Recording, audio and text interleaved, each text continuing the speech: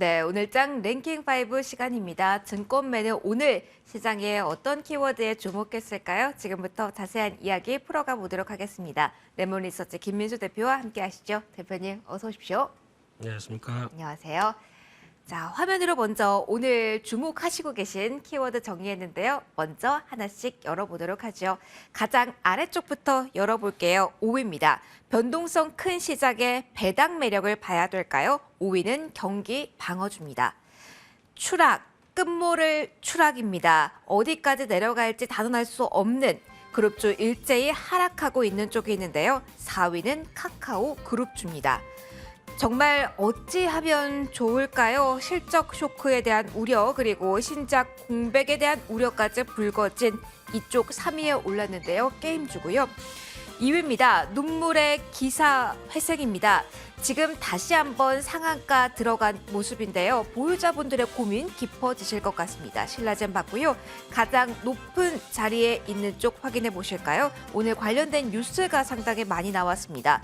미국이 러시아산 알루미늄 제재를 검토하고 있다라는 뉴스가 나오기도 했고요. 리튬 관련해서도 여러 가지 이야기 나오고 있는데요. 비철금속 관련주 1위에 오늘 가장 높은 자리 랭크해 주셨습니다. 자, 하나씩 이야기를 해볼게요. 시장 전반적으로 보면 대표님 암울한 이야기들 뿐이긴 한데 그래도 희망적인 메시지를 들을 수 있었으면 좋겠습니다. 저희 게임주 한번 볼까요? 대표님, 네. 어찌할꼬 정말 어찌하면 좋을까요? 뭘 얘기를 드려야 되는데 네. 뭐 시장도 그렇고 그냥 끝내면 안 되죠? 그래도 네. 사실은 보유자분들도 너무 많으시고 왜 떨어지는지에 대한 그리고 오후까지 왜 더 떨어지에 대한 해석을 주실 만한 분이 대표님 뿐입니다. 이제 뭐 욕도 안 나옵니다.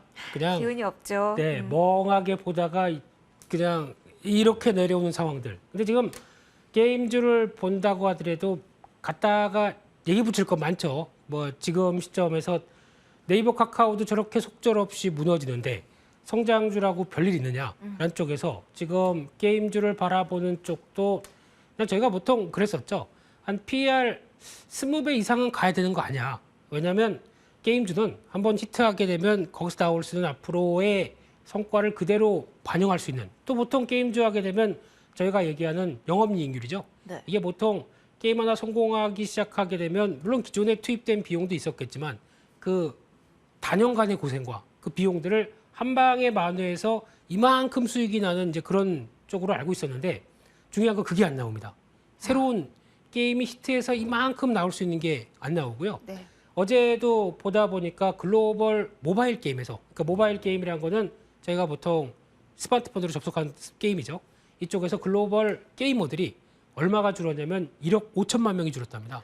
그러면은 상당히 많은 규모고 돌파구가 사실은 그러면은 그쪽에서도 안 나온다 그러면은 게임사들은 정말 많이 고민될 것 같아요. 그러니까 이제 기반 자체가 이렇게 흔들리고 있다 보니까 네. 과거에 저희가 얘기했던 게임주는 또 이제 코로나19 기간 동안에 다들 집에 있다 보니까 거기서 어느 정도 게임을 하고 거기서 나올 수 있었던 어떤 그때는 이제 현질 같은 경우도 지금 근데 겨울이 오고 있고 네. 방학이라서 집에 있는 시간이 많아질 거다. 사용자 늘어날 거다라는 희망 섞인 분석은 그건 지금- 교과서에서 나오는 얘기죠. 지금 네. 이제 교과서도 안 통합니다. 교과서 통할 정도였으면 지금 이렇게 무참하게 시장이 하락하는 게 말이나 될까요? 네. 그런데 일단 지금 게임주를 바라보는 입장 쪽에서 이제 성장주에 대한 밸류들이 크게 낮아지다 보니까 또 금리 인상기에 나올 수 있는 선택들 보니까 어제 가장 또 인기가 많았던 컨텐츠 그러니까 뭐 블로그 글 중에 하나가 그거더라고요.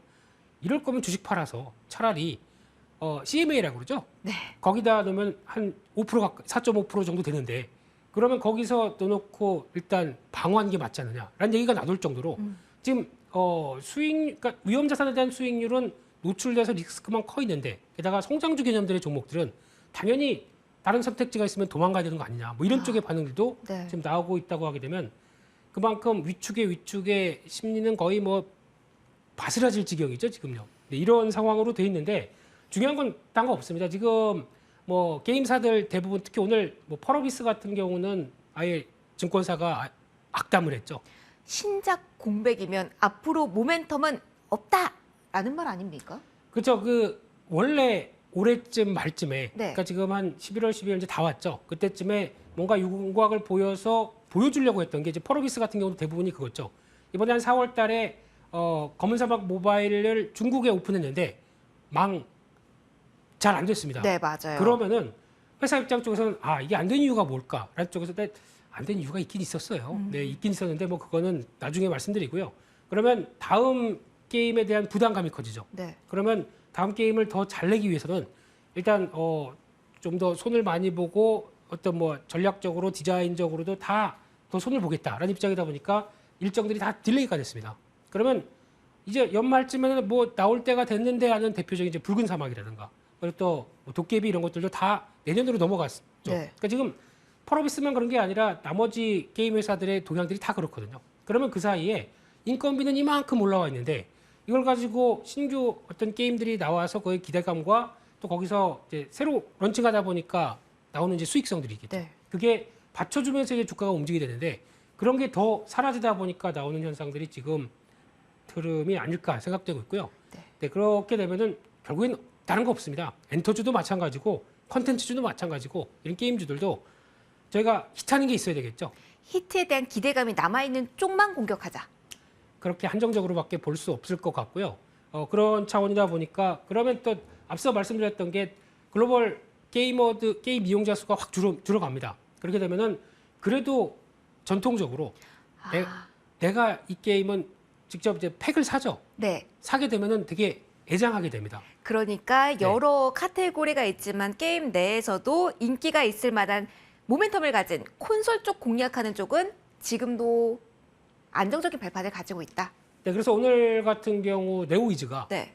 좀 주가가 좀 같이 게임주들과 함께 동반 하락하고 있는데 이쪽은 한번 저점 노려보시는 게 어떨까라는 생각으로 보고 있는데 일단은 중요한 거는 기대감입니다. 적어도 신규 게임이 나와서 네. 어떤 변화를 끌어가야 변화가 나오겠죠. 그게 가장 핵심이다라는 쪽에서 혹시 보유하고 계신 분들 마음 너무 아프시겠지만 이 부분이 확인되기 전까지 아니면 시장 안정 전까지는 일단 자리는 당장은 차지하기가 좀 힘들다 이렇게 봐야 될 것 같습니다.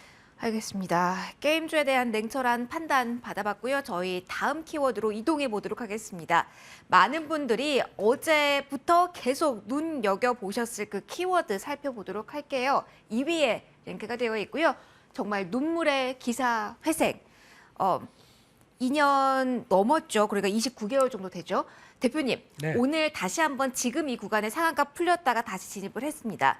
보유자분들은 사실은 뭐 어떻게 생각하면 없다고 생각하고 잊었던 돈이 살아났다라는 입장도 있겠지만 뭐 사람 마음이 그렇습니까? 일단 그 종가가 그 전에 거래 재개되기 전이 12,100원 정도 되니까 거기까지 본전은 찾고 아니면 조금 더 바라게 되기 때문에 지금도 선뜻 손이 안 나가실 것 같거든요. 그럼에도 어떠한 액션이 필요할지 궁금합니다. 어떻게 지금 상황 보세요? 2년 5개월 만에 네. 드디어 상장을 했습니다. 다시 재상장이 됐습니다. 어떤 분이 그런 얘기 하시더라고요. 신라젠 갖고 있었는데 마지막에 이거 좀 될 것 같아. 뭐 이렇게 여러 가지 얘기 바이오 쪽 얘기 나오면서 하다가 샀던 게 뭐 7만 원인가 8만 원 정도 되는데 그거를 뭐 10,000원 깨지면서 이렇게 들어갔던 거 보고는 나는 저거 없는 거다라고 생각을 하고 2년 넘게 유지했다가 약간 오늘 얘기하는 거로는 뭔가 보너스 받은 기분인데 돈은 얼마 안 된다. 뭐 이런 느낌이시더라고요. 맞아요, 맞아요. 네. 예. 그래서 아마 대부분의 보유하신 분들도 마찬가지시겠지만 다 비싸게 매수하셨다가 지금 거의 몇 분의 1 토막씩 난 종목인데 이게 이제 지금부터는 제 역할을 해주겠느냐의 문제가 이제 가장 중요하겠죠. 그러면 그 사이에 이제 기존의 최대 주주도 바뀌었습니다. 그런 상황에서 이제 최대 주주가 이제 계속 자금도 투입하면서 기존에 알고 있던 팩스아백을 비롯한 나머지 파이프라인들도 좀 추가시키면서 뭔가 희생의 빌미를 마련했다고 하게 되면 이제 지금부터는 이제 처음 다시 살아났다라는 거는 하루 이틀이면 끝났습니다. 네. 그럼 그 다음부터는 지금 신라젠이 과거에 보여줬던 그 영광, 그래서 팩스아백이라고 하는 항암제에 대해서 계속 성과를 내서 저희가 얘기하는 뭐 임상, 2상 마무리 짓고 3상으로 들어가는 이런 단계를 보여줄 것이냐가 이제 가장 중요하겠죠. 근데 저희가 알다시피 그렇게 넘어가는 단계가 그냥 상장됐으니까 이때 뭐 한두 달 안에 그냥 훅 들어가는 건 아닙니다. 이것도 돈 많이 들어야 되고요. 네. 가장 또 신약 개발에서 돈이 많이 들어가는 구간에 진입해 있습니다. 게다가 시간도 뭐 한두 달 안에 이건 아니겠죠. 그러면 시간도 앞으로 더 걸립니다. 그렇게 되면은 초기에 대한 아유 이제 살았다라는 느낌들이 그대로 가기에는 좀 어렵겠죠. 아, 그러면 이렇게까지 장기간 거래가 정지됐던 사례는 제 기억에 없습니다만 네. 단기적으로 거래 정지가 됐다가 다시 재개된 그 종목들 있잖아요. 네. 단기적으로 좀 올라온 탄력이 대표님 있는 편이었을까요? 근데 아마 탄력 보게 되면 그래도 어떤 위축된 심리가 한 번에 반영되고 네. 게다가 또 주가가 올라가다 보니까 오늘 같은 경우는 그런 거죠.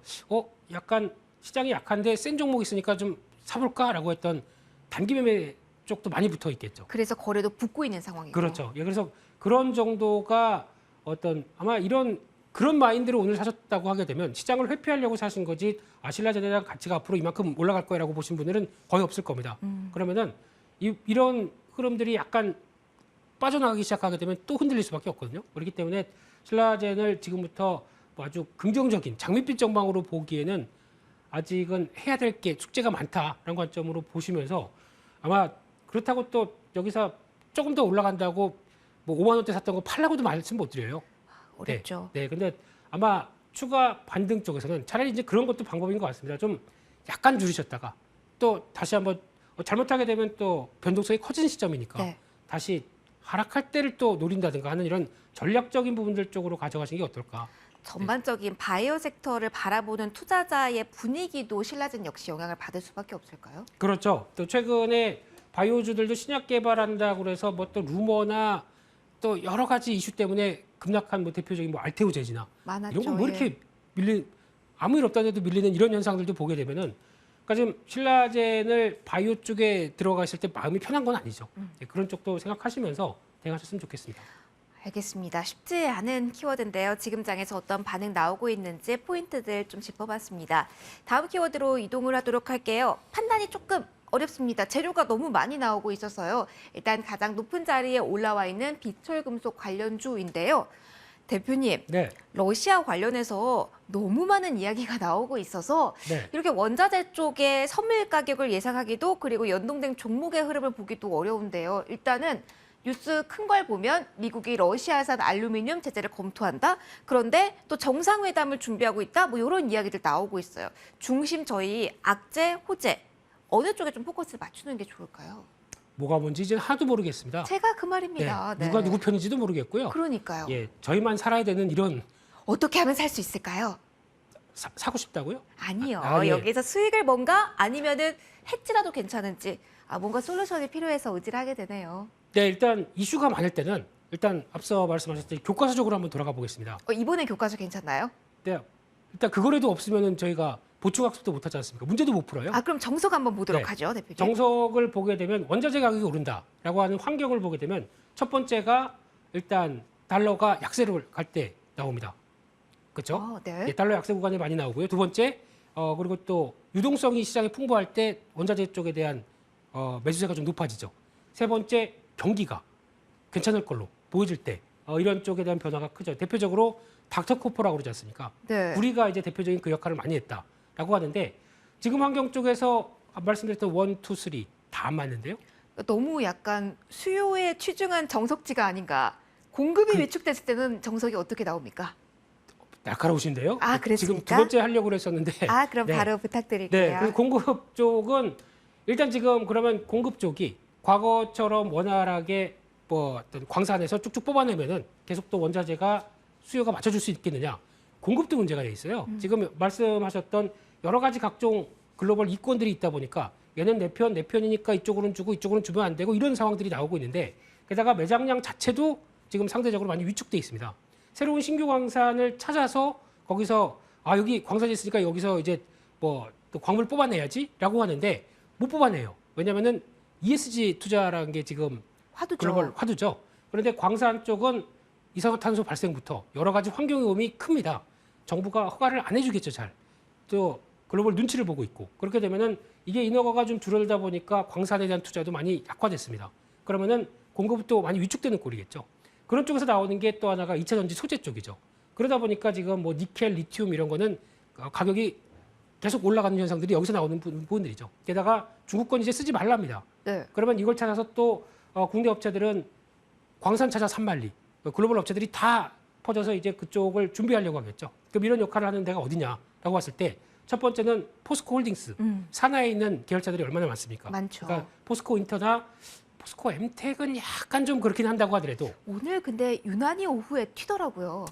그 좀 작은 종목, 그나마 포스코 쪽에서 작은 종목이다 보니까 그런 영향을 끼치지 않나 싶긴 한데 그럼에도 불구하고 그런 역할을 담당한다라고 하게 되면 포스코 홀딩스 같은 경우도 요즘 그렇죠. 업황이 지금 이제 수혜 피해 때문에 여러 가지 나오고 있는데 그래도 2차 전지 소재 쪽에 여러 가지 변화를 이끌어낸다라는 쪽에 부각을 받고 있는데 그중에 또 뭐 조일 알루미늄 같은 경우는 눈여겨볼 필요가 있다고 보여집니다. 네, 그래도 지금 시장에서도 눈여겨볼 종목들도 저희 체크해봤습니다. 자, 저희 이 중에서 원픽 이야기를 들어봐야 되는데요. 오늘 정말 대표님 쉽지 않으셨을 것 같습니다. 저희 이 많은 키워드 가운데 어디에서 원픽 고르셨을까요? 안 하면 안 될까요? 그래도 하나만 부탁드릴게요. 그래도 맨 처음에 비철금속 말씀드렸던 조일 알루미늄 같은 경우는 네. 눈여겨보는 게 이제 지금 오늘 크게 음봉이 나다 보니까 대응하는 거는 좀 늦춰서 보셔야 될 것 같은데 중요한 게 이제 롯데 쪽이 2차 전지 소재에 대해서 박차를 가기 시작하죠. 네. 그런 쪽에서 롯데 알루미늄과 함께 어느 정도 원자재를 공급하는 쪽에서 나오는 변화가 나오게 되면 수직 계열을 했을 때 수혜를 볼 수 있는 측면들이 높지 않을까라는 쪽으로 한정돼서 보는데 네.